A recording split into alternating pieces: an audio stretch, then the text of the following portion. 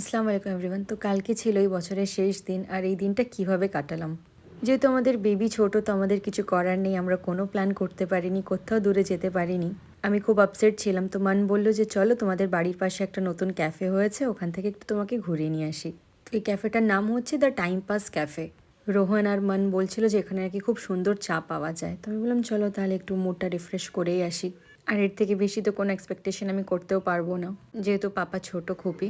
এখানে চলে এসেছিল আমাদের মালাই চা। এটা নাকি খুবই টেস্টি, যেটার এত সুনাম শুনেছি, তো টেস্ট করার জন্য চলেই আসলাম। আর আমার এই ব্যস্ত মানুষটা ফোনে কাজ নিয়ে এখনও ব্যস্ত। তো যাই হোক, চাটাকে চিয়ার্স দিয়ে একটা করে সিপ নিয়েই নিলাম অ্যান্ড ইট ওয়াজ অ্যামেজিং।